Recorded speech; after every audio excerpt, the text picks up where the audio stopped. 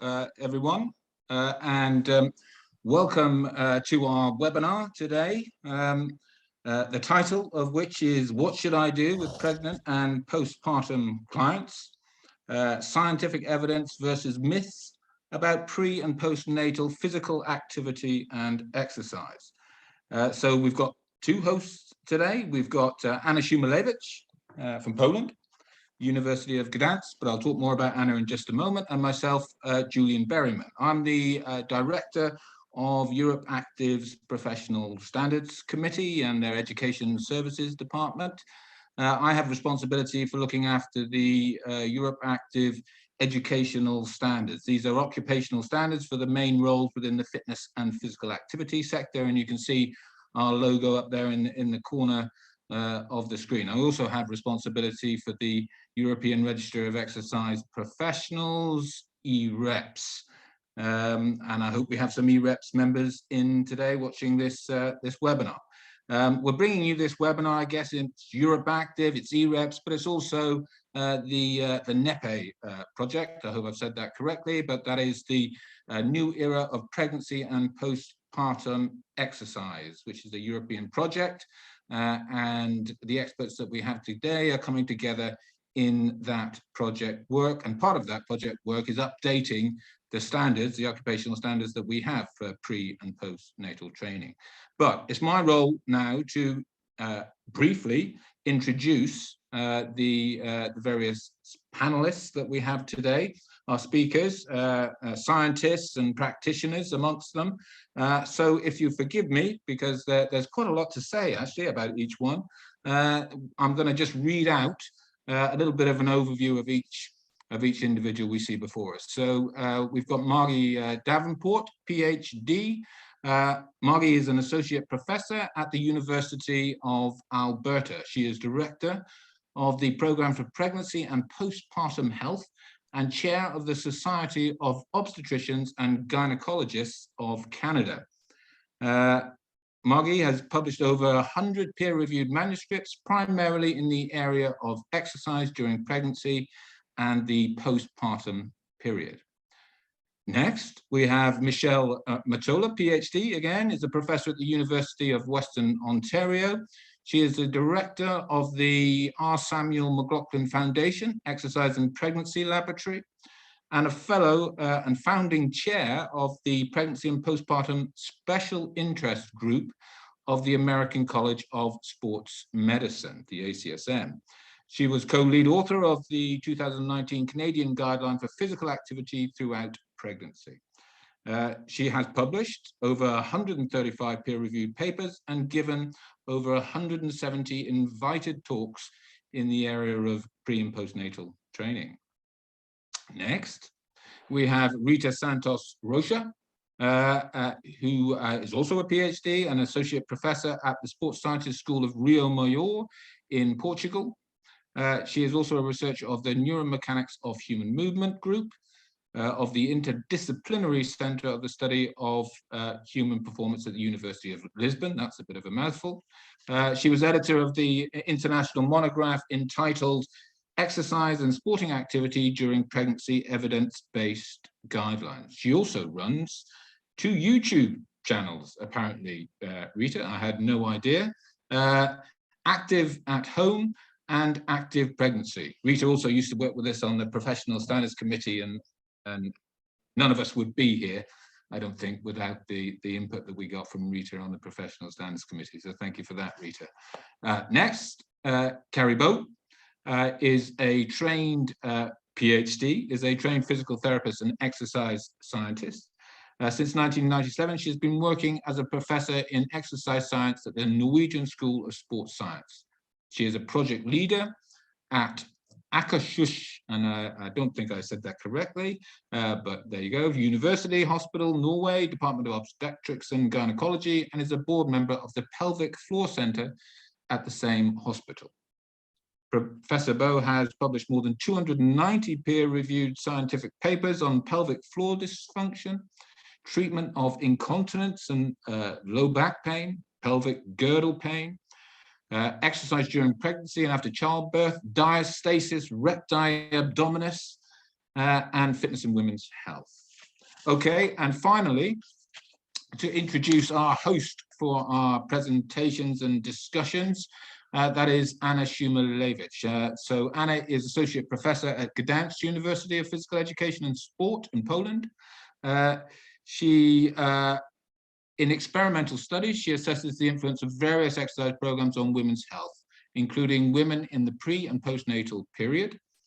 Based on the results of scientific research and practical experience, she has developed a special training program, FemFit Mama and HIT Mama, for women in pregnancy and postpartum period, and that's used in clubs in Poland and abroad. She's also the Deputy Director of Standards for EuropeActive, works for me on the Professional Standards Committee, and she was responsible for the technical expert group that brought together the pre- and postnatal exercise standards. So that's my job for now, pretty much done. So I'm going to hand over to Anna. I think we've got a really a very eminent panel, and it should be a very interesting presentation and discussion. So over to you, Anna. Thank you very much, Julian. Thank you very much. Hello, everyone. I'm so happy to be the host of today's webinar, especially that we have such a great experts. I think that everyone who is interested in the topic of pre- and postnatal exercise must know them. So in a moment, we will have 4 presentations on various topics related to pre- and postnatal exercise. And then I will have a few minutes to present our project, and I will have chance to invite you to our training, which will be held in May. So our first presenter is Margie, and her topic is who should exercise during pregnancy. And my question to Margie is, what are the current recommendations, general recommendation for pregnant women? How much time should they spend on physical activity during pregnancy? Margie, the floor is yours. Okay, thank you very much. I'm so pleased to be here today. So, over the last number of years, a lot of guidelines around the world have been developed, and we now recommend that all pregnant women who don't have contraindication engage in at least 150 minutes of moderate intensity physical activity spread over 3 or more days of the week to derive clinically meaningful benefits and pregnancy complication reductions. Next slide. Okay, so I think that it was a big shift in this recommendation, wasn't it? Margie, can you explain us that? Absolutely. So traditionally, pregnant women were required to be cleared by their healthcare provider before continuing or beginning exercise during pregnancy. Next slide. Okay, yes, and this is something that I should really focus on. Can you say about the clearance now? What is this? We don't need it anymore. Please explain. So over the last several decades, there has been extensive research that has now demonstrated the extensive safety and benefits of prenatal exercise. At least here in Canada, clearance is no longer recommended for all individuals. However, it remains critical to identify the small number of women who do develop contraindications during pregnancy. Yes, but I think that this is the message for Polish women, because in Poland we have such a crazy situation that sometimes women wait for the doctor permission to start exercise or to continue exercise. Do you think is it right or no? I think based on your slide it's not right. Okay. Yeah, and there's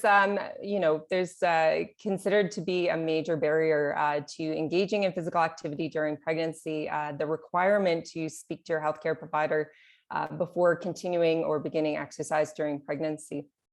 All right. Okay. Let's go to this slide. So can you tell us more about the Get Active Questionnaire for pregnancy, please? So embedded within most guidelines, and they're certainly different around the world between guidelines, there are medical conditions or contraindications where individuals are not encouraged to engage in physical activity. In pregnancy, there are specific conditions where engaging in moderate to vigorous physical activity may actually be harmful to either the mother or the baby and isn't recommended. So it's really important to screen for these conditions.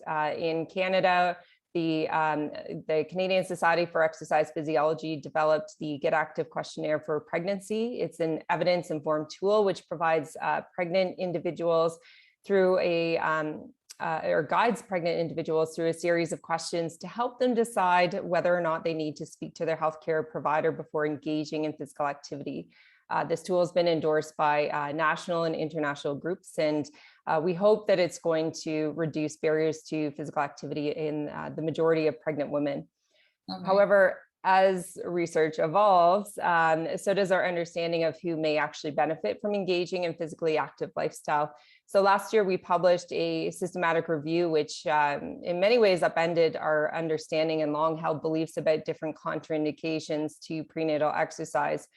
We reviewed the literature and found that avoiding physical activity in some populations where activity was traditionally contraindicated, we may actually be harming some individuals by taking away the opportunity to engage in physical activity, as subsequent presenters will talk about the extensive benefits. In other populations, there's actually no evidence to support engaging or avoiding activity. And so myself and certainly the other panelists and other groups around the world are doing quite a bit of work to try and better understand who should and should not be engaging in activity.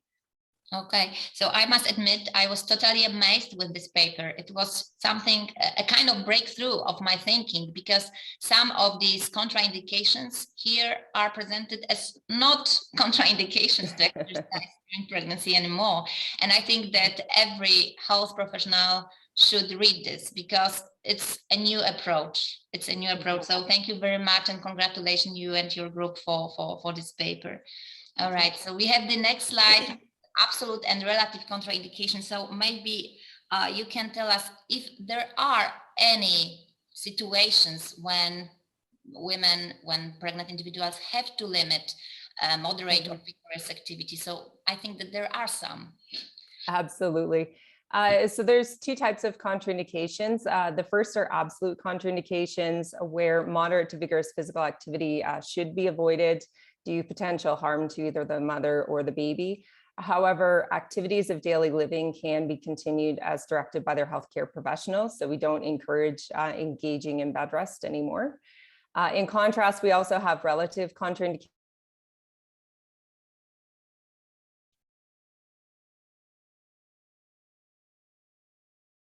Exercise or physical activity.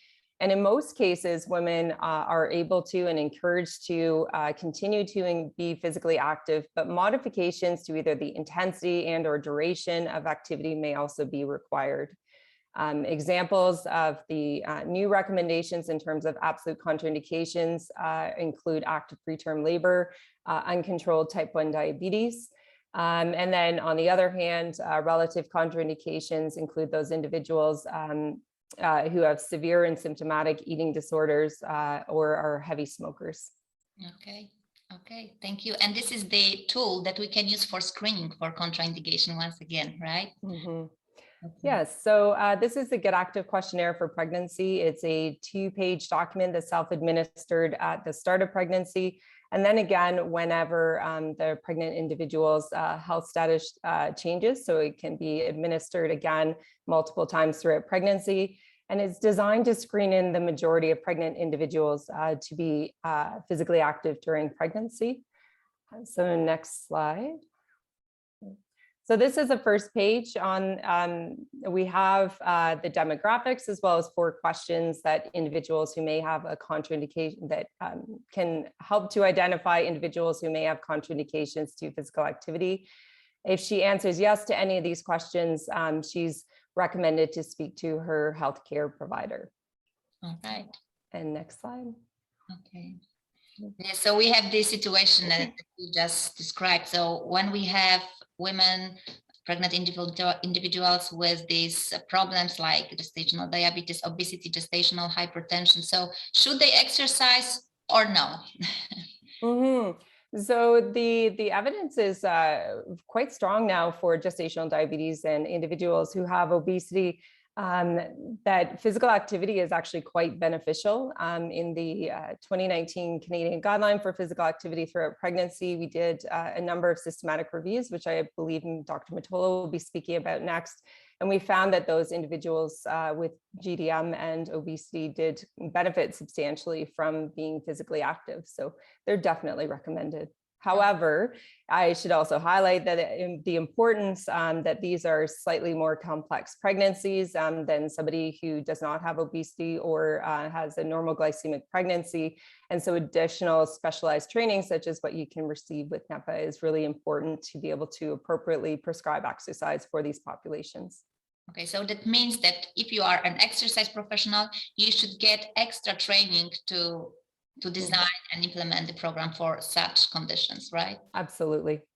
Okay, thank you. And I think this is your research group. So can you maybe not introduce all of them, but maybe some just generally? Yeah. Yeah, so I always end all of my presentations. It's my trainees that do all the work. I just have the opportunity to get up early in the morning and speak with my colleagues. So they're the ones that are to thank for this. Okay, thank you very much, Margie. It was a great speech to you, and I hope that you will have a chance to explain us more during the NEPPE training in the whole lecture. Thank you very much. And now I will invite Professor Michelle Motola for the next presentation, which will be a response to a very, very important question: exercise during pregnancy. What do I tell my pregnant clients? So, Michelle, the floor is yours. The first question, of course, will be about the guidelines again. So can you? Thank you, Anna. Can I have the next slide, please?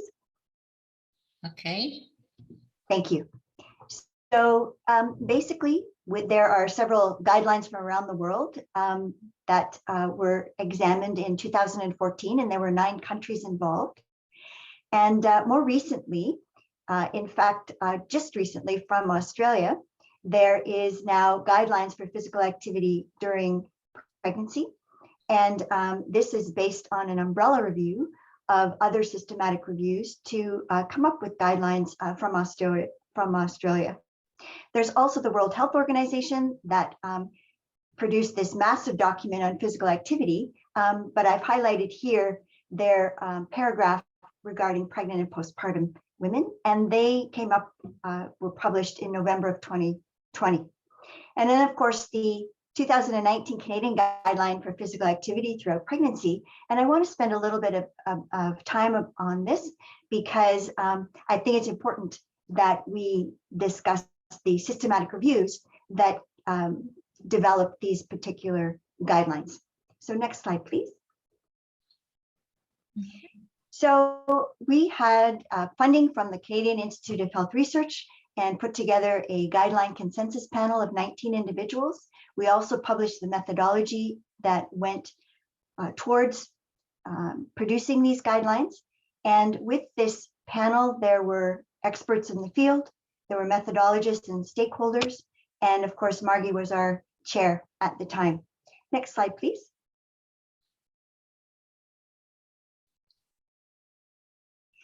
So we looked at primary articles. So we searched up to January the 6th, 2017. We screened almost 30,000 titles and abstracts. And of that, 675 unique studies were included. And that produced 12 systematic reviews that were published in 2 supplement journals of the British Journal of Sports Medicine. We also published the 2019 Canadian Guideline for Physical Activity Throughout Pregnancy with a joint publication between the British Journal of Sports Medicine and the Journal of Obstetrics and Gynecology of Canada. Next slide, please. All right, Michelle, and I will interrupt you. I really would like the audience to pay attention to this slide. It's really, really important for everyone to understand the outcomes of your systematic reviews. So please explain us, tell the main outcomes of your work. Thank you. So based on these 12 systematic reviews, we had many maternal and fetal and neonatal outcomes that we examined. And basically, the bottom line of these reviews suggests that exercise reduces the risk of gestational diabetes by 38%, hypertension by 39%, preeclampsia by 41%, excessive pregnancy weight gain by 32%, depression by 67%, urinary incontinence during pregnancy by 51%, and in the postpartum period by 47%. It also reduces the risk of big babies or macrosomia by 39% and instrumental delivery by 24%. Next slide, please. And this is also the next slide from your presentation to be remembered. Please explain everything. Thank you. So we also found that physical activity is not associated with miscarriage, stillbirth, or neonatal death, birth defects, preterm birth, preterm rupture of membranes, low birth weight, induction of labor, neonatal hypoglycemia, or birth complications. And we also found that changes in fetal heart rate or uteroplacental blood flow metrics also did not occur. Yes, and I think, Michelle, it's really important for women to understand that there is no risk of miscarriage and they should not be afraid of exercising, because I think that many of them don't take exercise, don't start exercise because of the fear of miscarriage. So this is ridiculous. Yes. Thank you for the outcomes of your work. Yes, and now we will discuss the recommendations. I know that there are 6 main recommendations, so please very briefly present them. Yes, thank you. So based on the 6 recommendations in our guideline, all women without contraindication that Margie has spoken about should be physically active throughout pregnancy. And we specifically looked at women who were previously inactive, those with gestational diabetes, and those with overweight or obesity. And physical activity during the first trimester did not increase the odds of miscarriage or congenital anomalies, and I think this is an important indication here. But we also found that not engaging in physical activity from the first trimester increased the odds of pregnancy complications. And so therefore, with our first recommendation, physical activity is encouraged throughout pregnancy. Next slide, please. Yes, and before we go to the next slide, Okay. I will insist to remember this again, this recommendation, because many women wait until the end of the first trimester to start exercise. And I think that also many exercise professionals wait to take the pregnant client, to exercise program. And this is again the myth. We have the recommendation from you. Thank you for that. And I hope that everyone who is attending this webinar will remember that we should start exercising from the very beginning. Okay, the recommendation number 2 and 3. Thank you. So number 2, Margie has already spoke about, and that is that pregnant individuals should accumulate at least 150 minutes of moderate intensity physical activity. And number 3 is that physical activity should be accumulated over a minimum of 3 days per week. However, being active every day should be encouraged. So basically every minute counts. And lower intensity physical activity also has benefits, and therefore we should encourage all individuals to be physically active, even if they're not able to meet these particular recommendations. And the highest physical activity that we found was about 7 METs, or metabolic equivalents, or similar to jogging. And the safety of chronic high intensity physical activity is not known. And so because of that, high intensity physical activity is recommended only in a monitored environment. So we come back to this moderate intensity physical activity is recommended throughout pregnancy. Next slide, please. So moderate intensity physical activity, if we define it, it means intensity that is intense enough to increase heart rate so a person can talk but not sing during activity. And there are several ways to monitor intensity. The first way is through maternal heart rate ranges, and these are pregnancy-specific target heart rate zones, and also the talk test, which means that an individual should be able to maintain a conversation throughout physical activity. Next slide, please. So target heart rate ranges for pregnant individuals are listed here, and it is based on age, which would be on the left panel here, maternal age, the intensity, either light, moderate, or vigorous, and the target heart rate ranges are based on these intensity and also maternal age. And these target heart rate ranges were derived from peak exercise tests in medically screened low-risk pregnant individuals. And by moderate intensity physical activity, we mean 40 to 59% of heart rate reserve, and vigorous is 60 to 80% of heart rate reserve. And it is important to remember that there is minimal information regarding the impact of physical activity at the upper end of the vigorous intensity heart rate ranges. And so we also recommend that individuals speak to their healthcare provider if they are going above these particular ranges. Next slide, please. Number 4 is that pregnant women should incorporate a variety of aerobic and resistant training activities to achieve greater benefits.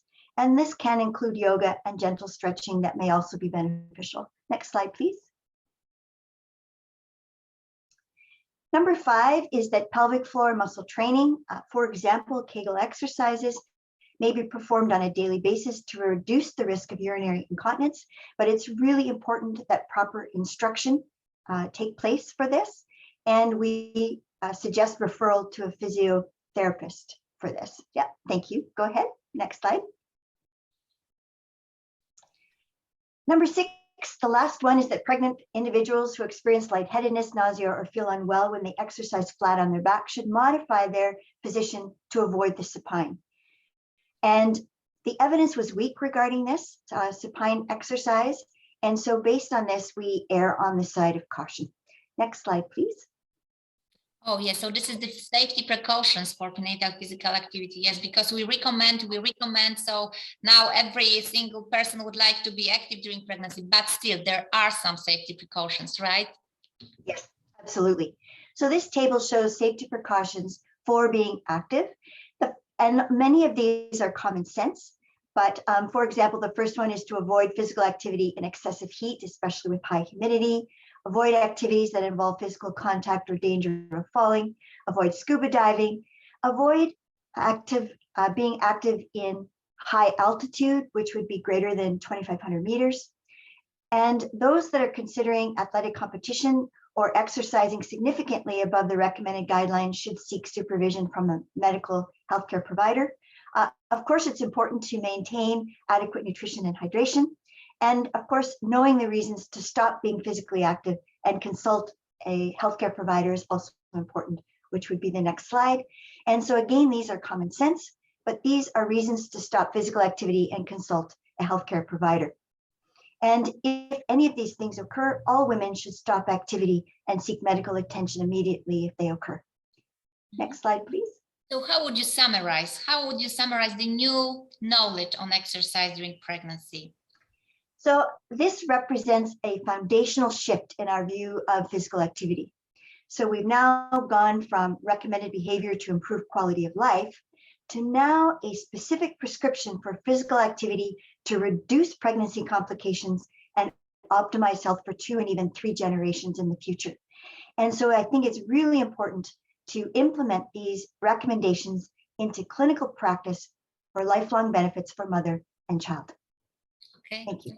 Thank you very much. Thank you very much, Michelle, for your great presentation. And I think that, many people should understand the shift. Exercise professionals, pregnant individuals, their families, and, health professionals. It's not only we and our webinar. I hope that it will be spread all over the world, this message that this is a big shift around the exercising during pregnancy. Thank you very much, Michelle. Thank you. And now I will invite Professor Rita Santos Rocha and the topic exercise prescription in pregnancy and in postpartum period. So is it the same? This is the question that we have for Professor Santos Rocha. Rita, are you there? Yeah, I'm here. Okay, nice to see you again. Your first slide and my first question, what is the exercise prescription? Okay, and is it different for other population? So tell us a little bit more about that. So hello, Anna. Hello, everybody. So first of all, thank you very much for inviting me for this wonderful project with such important researchers and audience here with us today. So I will be focused more on the practical approach, not as a researcher, but as an exercise physiologist working with pregnant and postpartum women. So in first place, and to answer to your question, so what is exercise prescription? It is a plan. So it is a specific plan of fitness-related activities or exercises that are designed for a specific purpose. So this plan is developed by the exercise physiologist, and for the client, in this case for the pregnant or the postpartum client, and it must refer to the characteristics of my client, to the objectives of my client and motivations of my client. Usually the purpose is to improve fitness parameters and to prevent disease or pregnancy complications that were mentioned before. And in general overview, it is the same.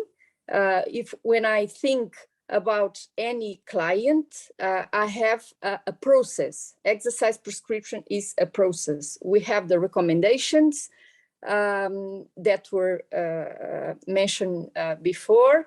We need to have to know that the woman is healthy. So and then we need to understand which tools we have for the pre-exercise assessment, and this is very important for me to do the best plan regarding the exercise prescription and supervision of this exercise. Of course, the best way it would be to have also some fitness testing, some parameters, some baseline parameters to understand better how I will manage intensity, for instance, regarding the initial evaluation of my client. Okay. Next slide. So yes, it will be about the components. What are the components of exercise prescription for pregnant and postpartum clients, of course?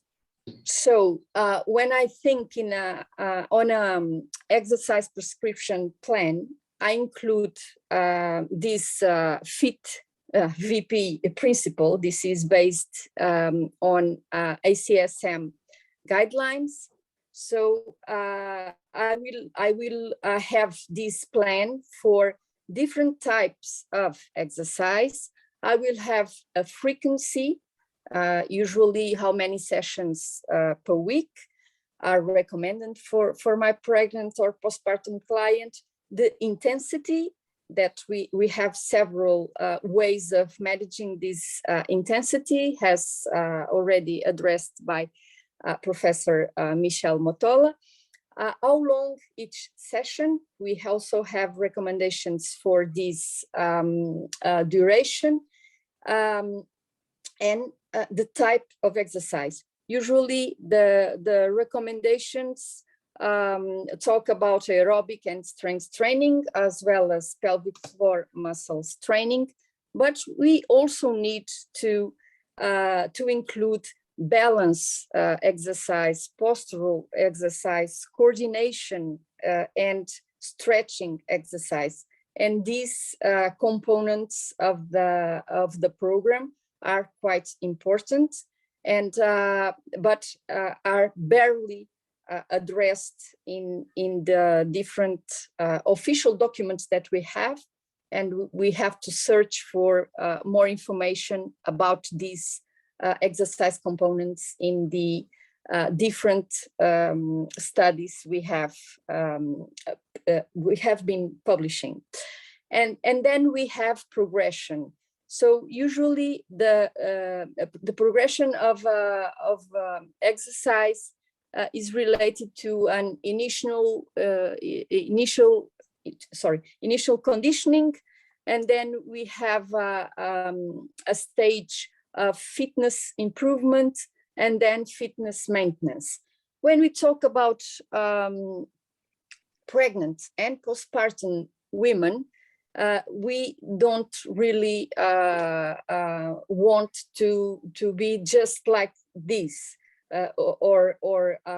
because maybe there are other characteristics or another needs of these clients that we have to be focused in, and not only about improving intensity. For instance, maybe we need to better understand, well, we need to understand that there are adaptations, different adaptations. Next slide, please. We need to check for instance, the pregnancy-related symptoms more typical in each trimester of pregnancy, and then in postpartum. And we need to understand as well that there are physical adaptations that are more typical during the first trimester, or more typical during the third trimester, but that there is no rigid pattern, that because sometimes we have clients with the same age in the same stage of pregnancy, but they have completely different symptoms and adaptations of the body. And so there must be some, there must be some adaptation that are common, that are typical for, yeah, of course. But what they are, just summarizing these, adaptations and changes. Well, first of all, anatomic adaptations that are quite normal. Of course, the belly will grow, the breasts will grow.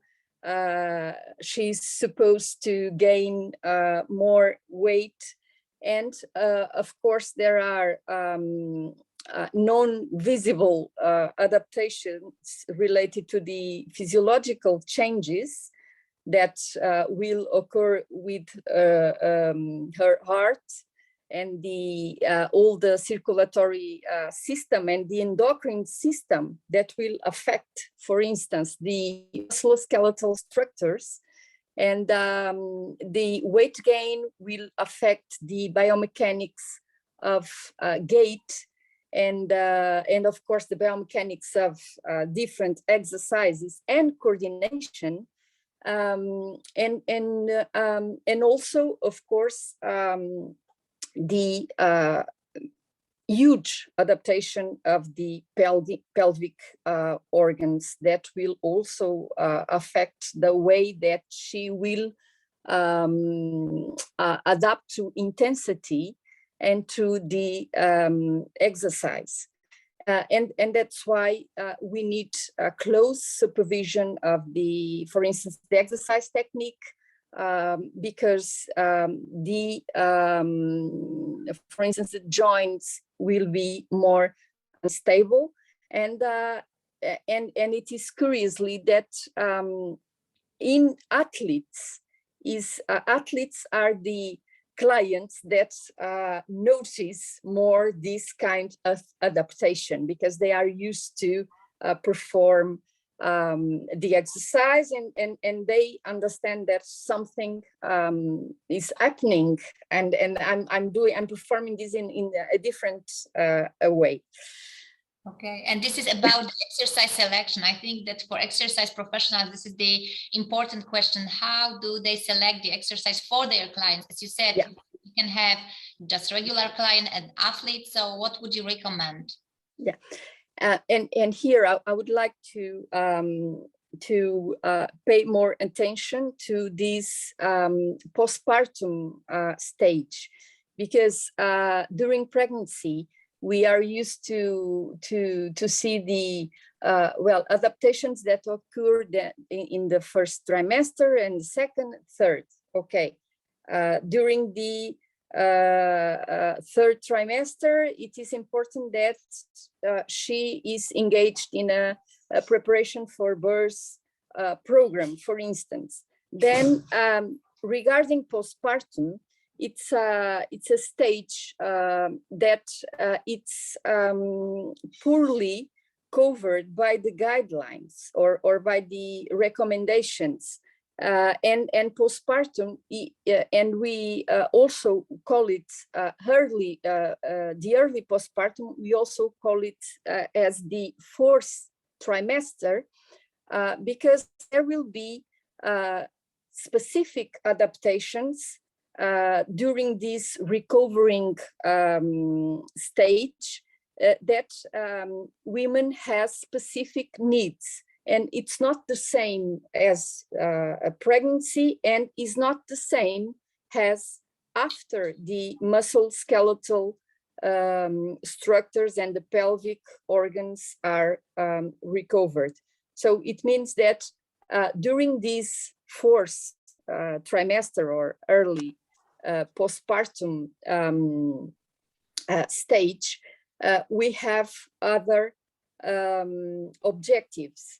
So we are more cared about having them to perform low impact exercise. For instance, we will be more focused in postural exercise, balance exercise, and stretching, and of course pelvic floor muscle training. And here it is important to understand as well if the woman needs to be supervised by a physical therapist regarding her pelvic floor. And we really have to wait until these pelvic organs are fully recovered. And if she's recovering from C-section, or if she is recovering from normal birth, a vaginal birth, it's completely different to adapt exercise, water exercise, using the bicycle, and other kinds of exercise. Okay, thank you, Rita. Thank you, Rita. I know that you could talk about the exercise selection hours and hours, but we have to cut. We have to go to our last panelist. So thank you very much. I hope that our training attendees will have the chance to listen to you and your recommendation how to select exercise both for pregnant and also postpartum individuals. Thank you very much. Thank you very much. And now I would like to invite Professor Caribou, who probably is the most famous person in terms of pelvic floor muscle exercises, and also the disorders related to musculoskeletal system. So please, Carrie, the floor is yours, and present your slides. As an introduction, could you indicate the most common disorders in musculoskeletal system, and briefly explain how they appear, where they come from? Please, Carrie. First of all, thank you so much, Anna, for arranging this and for inviting me to be part of this very important project. So there is no doubt that pregnancy brings challenges to the musculoskeletal system, and especially what we call the core.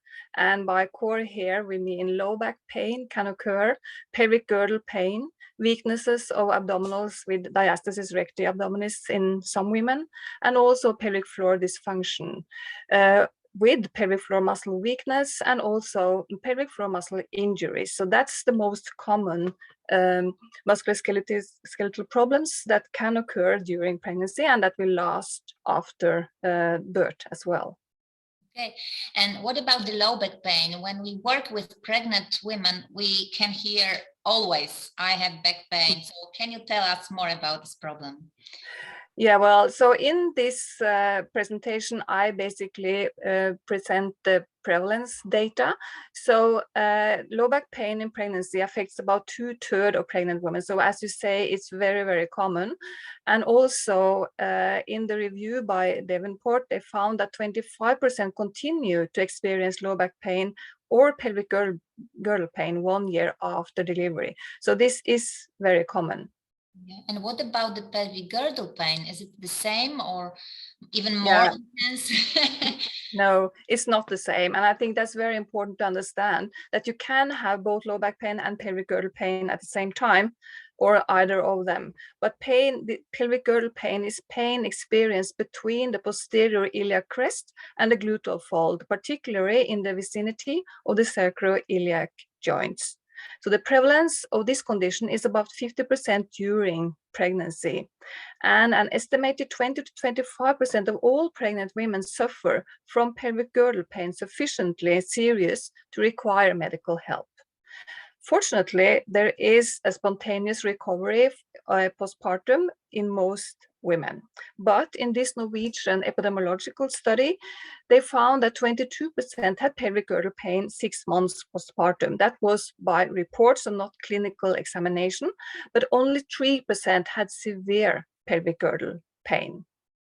Okay, and what is the diastasis recti abdominis? Why exercise professionals should be aware of this condition when they work with the pregnant clients or postpartum clients? Yeah, this is also very common situation for many women during pregnancy and after childbirth. And diastasis recti abdominis is an impairment with midline separation of the two rectus abdominis muscles along the linea alba. And in this Norwegian study from our university hospital, we found 33% with diastasis at gestational week 21, 60% at 6 weeks postpartum, 45.7% 6 months postpartum, and then back to the same as during pregnancy with 32.6% 12 months postpartum. So again, very prevalent situation for many women. Okay, so I must add that probably there will be many questions about the possibility how to treat, how to prevent diastasis recti. I know that you said no, it's no time during this presentation for this explanation, and I know that you had some papers on this issue and you are ready to explain much more. So I invite our attendees for the training to have the lecture with you to get more knowledge about the treatment as well. For now, we know that it is a very common condition and we should know that. And the pelvic floor dysfunction. So this is the topic that you should talk about hours and hours for sure. Yes, only one slide this time. Yes. So this study from Dunea in Ireland, they looked at pelvic floor dysfunction 12 months postpartum in pre-para women. And they found very high prevalences of all these conditions, as you can see. With urinary incontinence, 54% reported that at 12 months postpartum. Fecal incontinence, which is a devastating condition for women, 9.1%. Pelvic organ prolapse symptoms, feeling heaviness and a bulge in the vagina or outside, 14%, and dyspareunia, 44%. So again, very prevalent conditions.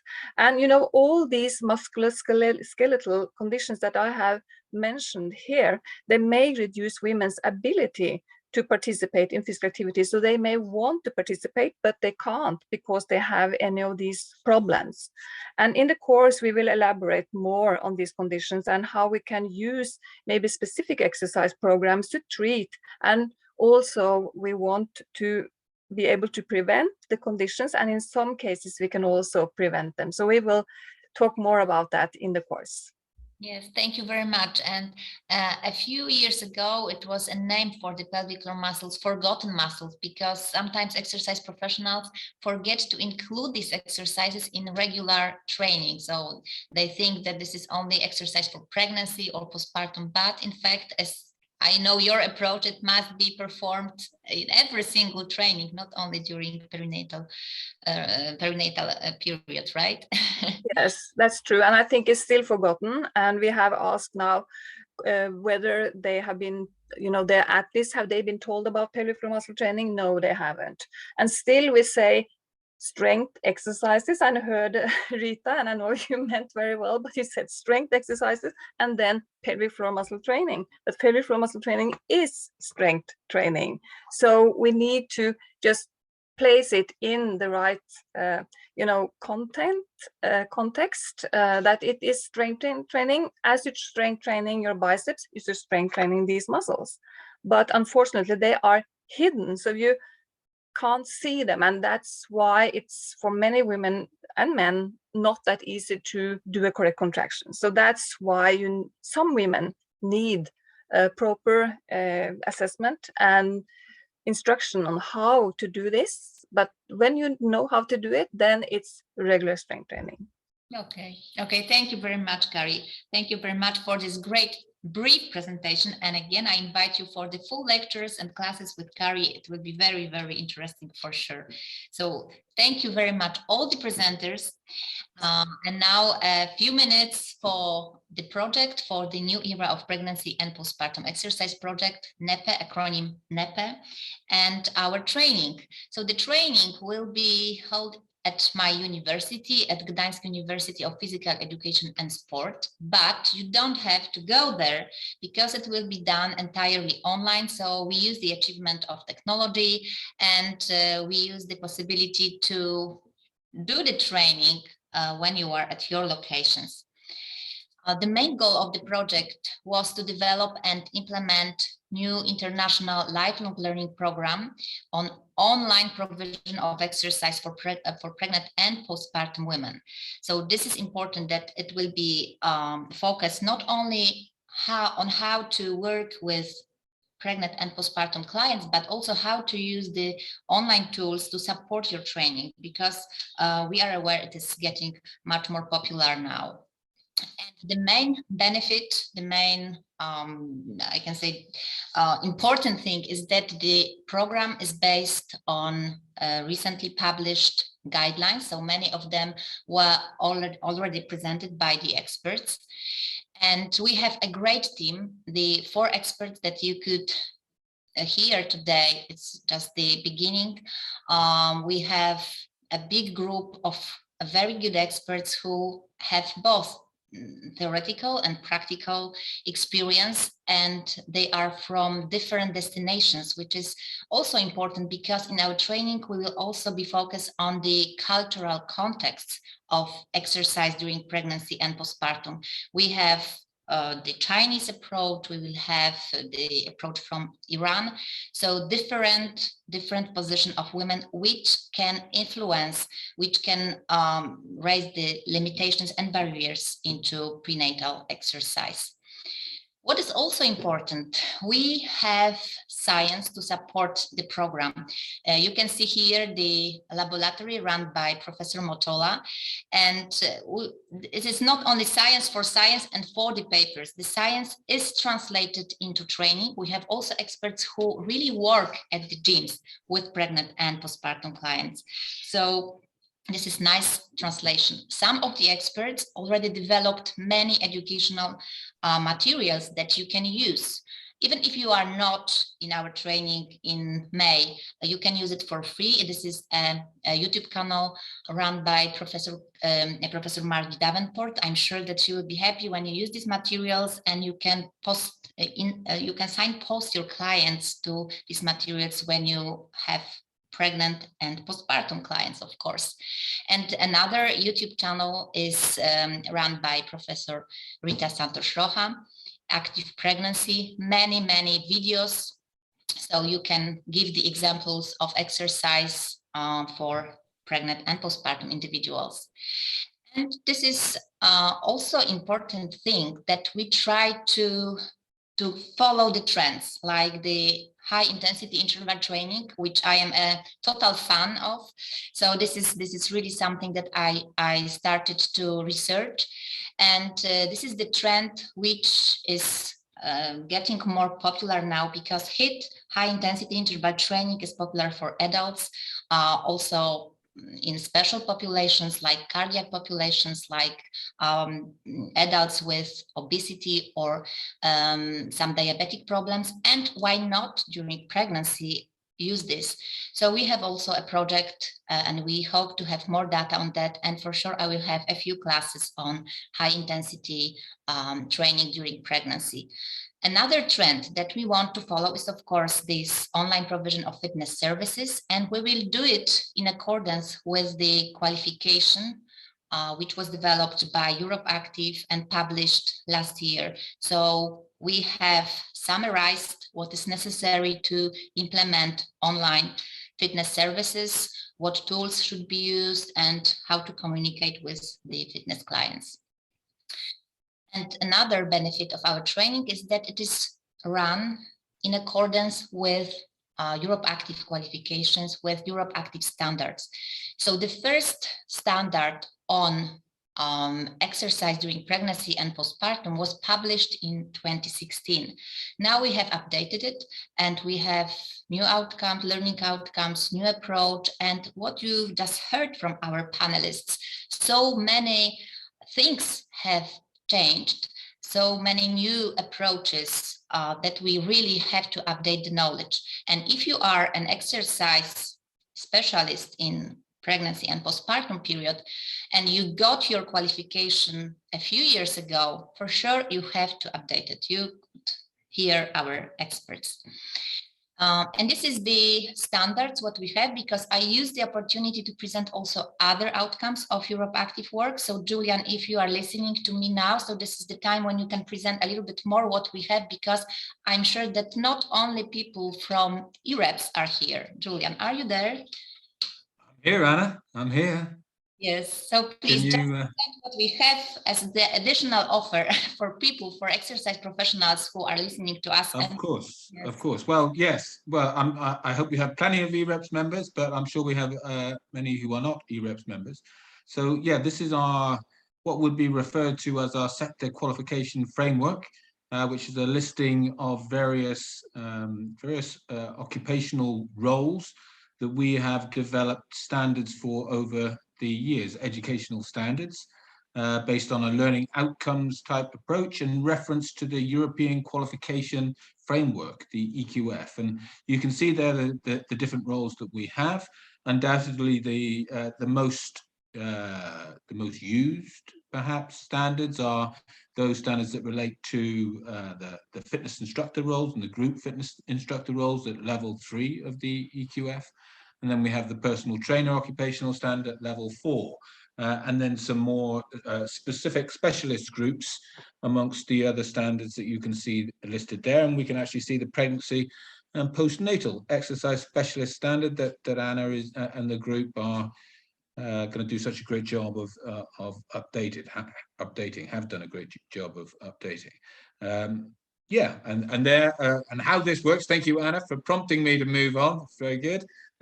So we also have the European Register of Exercise Professionals. This is, if you go to www.ereps.eu, you can find out more about the European Register of Exercise Professionals. It's a little bit dated, this slide, but so once people have gone through an education aligned with our European standards, they go to a training provider who is recognized by EuropeActive, and perhaps they take a course in personal training, then they are then eligible to come onto the European Register of Exercise Professionals as a qualified personal trainer. And you can see there, European Register of Exercise Professionals, that we have members across many countries, across Europe and around the world these days. So yeah, the reach of EUREPS is growing.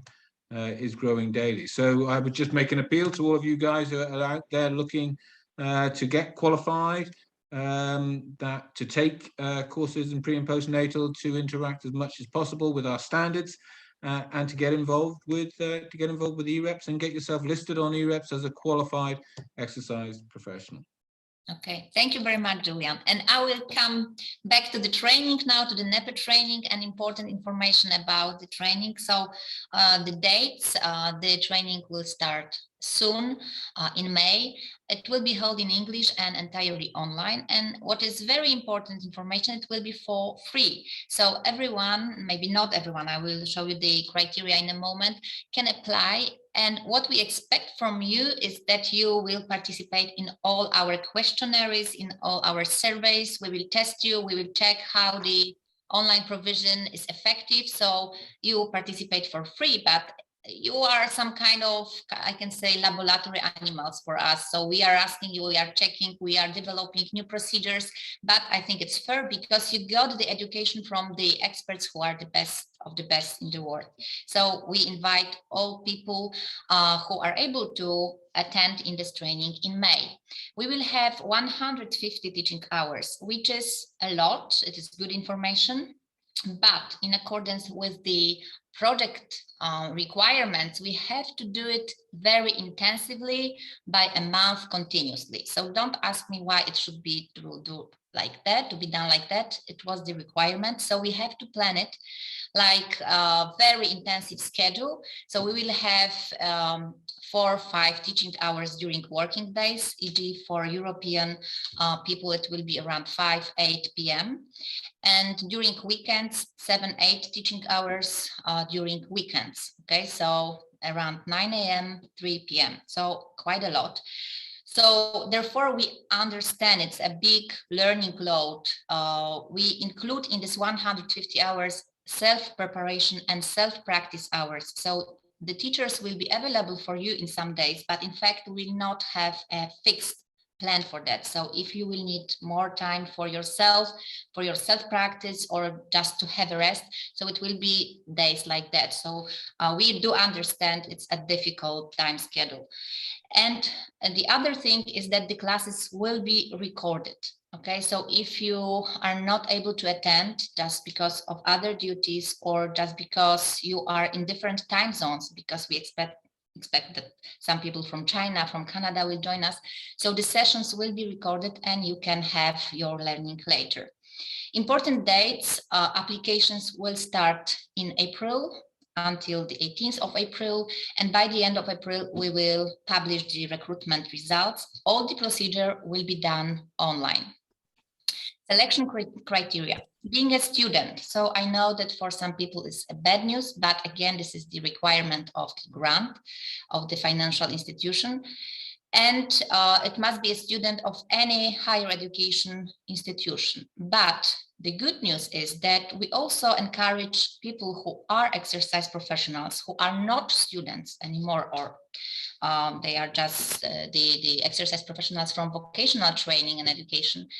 We really encourage you to apply, because we suspect that we will have some free places. That's one thing. And the second thing is that when we have the lectures, I will try to do it as publicly available as possible.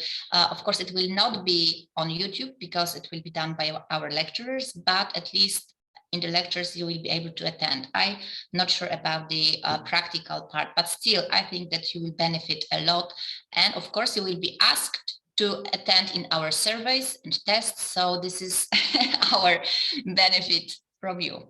And English skills, of course, everything will be done in English. So that's important that you are able to communicate. And some professional competence of an exercise professional.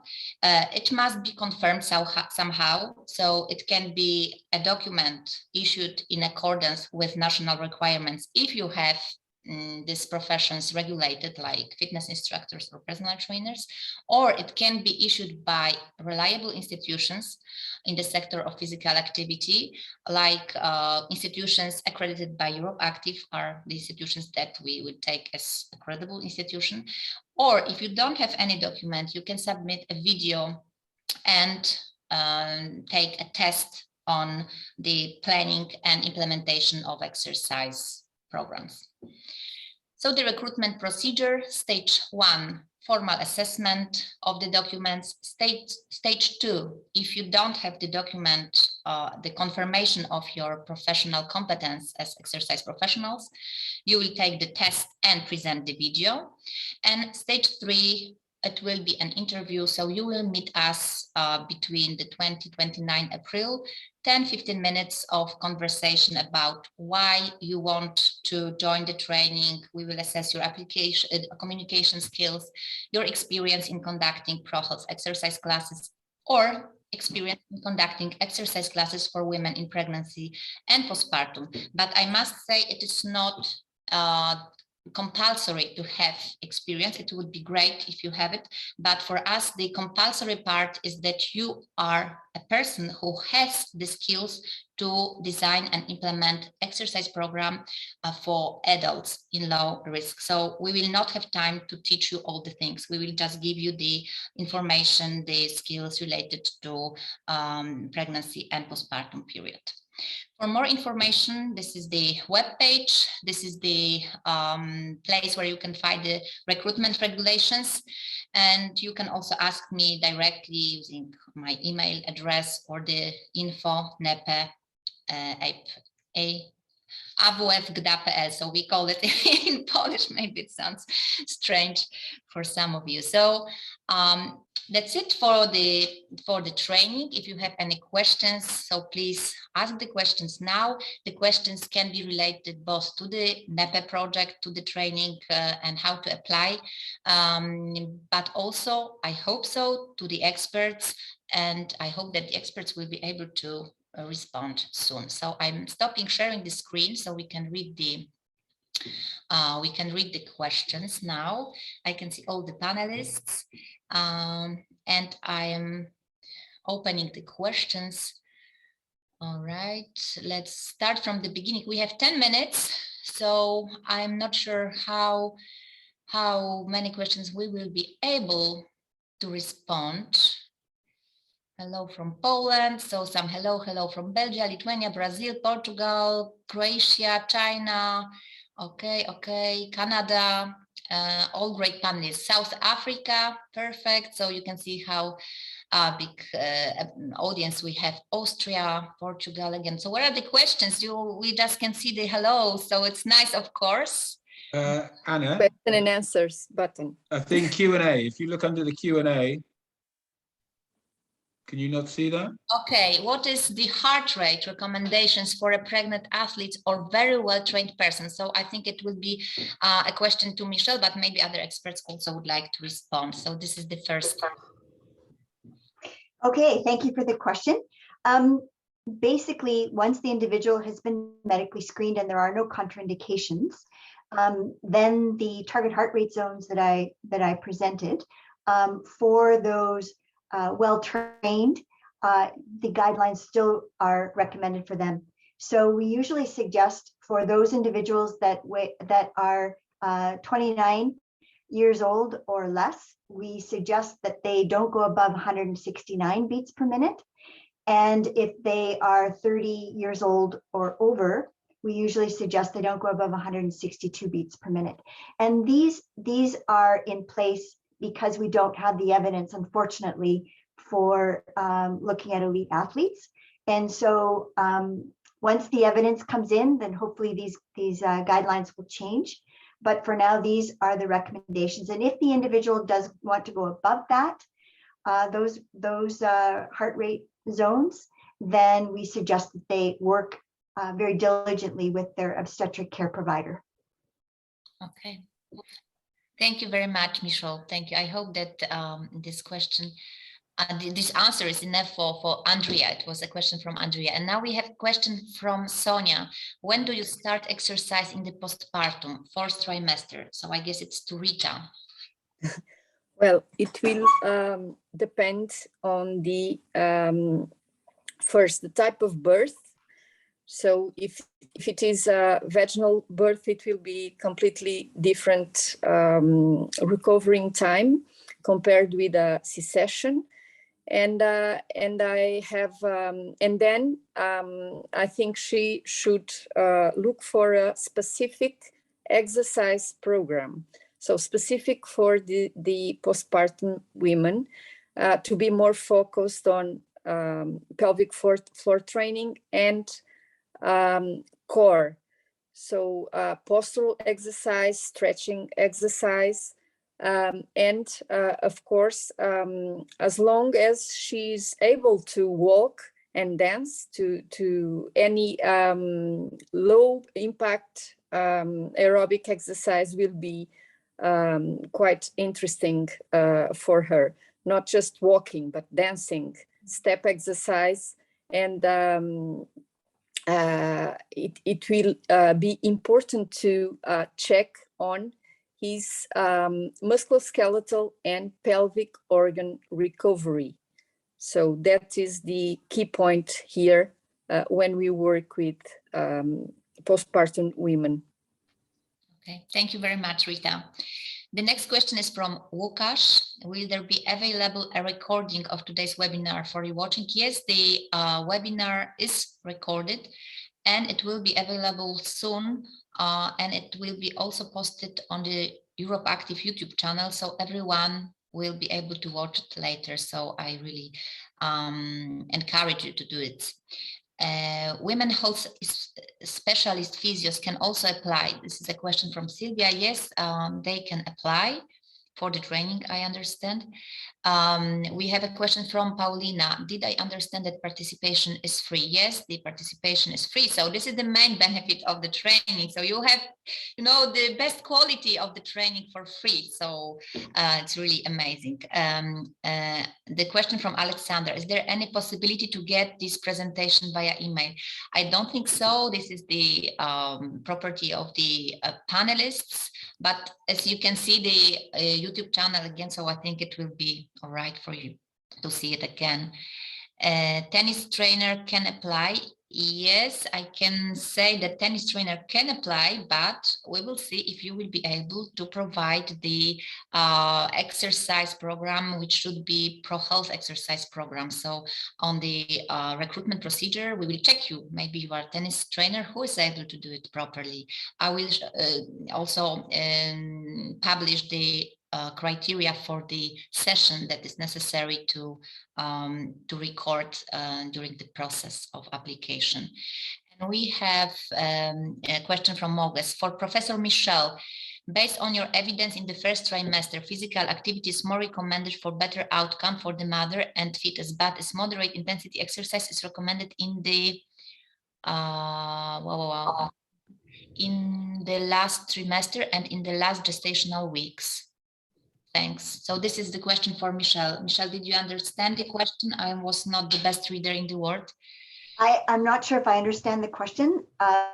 Is it suggesting that moderate intensity exercise should be all the way through pregnancy? I'm not sure if I understand the question. But if that's the question, that yes, again, as long as the individual is medically screened and there are no contraindications to being physically active, she can start moderate intensity physical activity, again, based on the guidelines of 150 minutes per week, at least 3 days per week. She can start in the first trimester. That's not a problem. Sometimes in the last trimester, pregnant individuals will decrease their intensity just because it's difficult for them to maintain the moderate intensity activity, but that's fine as well. As long as they're being physically active, I think that's the main point about this. Okay. Thank you. I hope that it is the right response to Moges. Thank you very much, Michelle. And we have two questions from Rosa. Is the NEPPE program about evidence and how to train pregnancy and postpartum women, or is it training sessions that we learn how to use it? So this is a training for exercise professionals how to work with pregnant and postpartum clients. So we will teach you how to implement the classes and how to implement the exercise sessions for pregnant and postpartum clients. So we will check as the organizers of the course, if our training for you is effective. So this is our role, but you will get the education, the preparation, how to work in the gyms, in fitness clubs, in hospitals with pregnant and postpartum women. If we are graduated already, not students, and cannot apply to this training, will there be any future paid training we can do? Yes, I hope so, that in the future it will be possible. For now, we will have 3 editions of the NEPPE training, which will be held in May, which will be held in November, and also in March 2023. So these editions will be for free. But the aim of the project is to develop a program which will be implemented for vocational sector, not only for students. Okay, so we will have around 1 hour and a few months to develop the training, and we are checking everything to have a good product which will be on the market. I'm not sure how other experts will use this training. My university will probably use it for free, but this is the decision of the experts. So in the future, we will see if you have to pay for that or not. Unfortunately, we have 1 minute left and our panelists asked us not to exceed the time. So I will not go to the questions anymore. And if you have the questions, you can send me via email. I will be happy to respond. So my email is Anna.Shumilevich. Maybe I will not spell it. It's difficult, I know. So you can find it on YouTube channel later on. And I'm waiting. Or on the NEPPE webpage also we have the contact for you. So I'm waiting for your questions.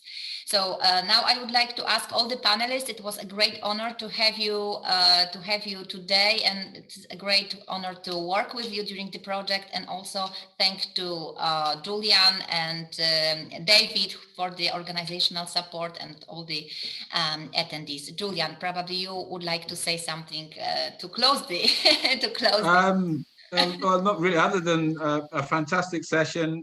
Thank you to all the speakers.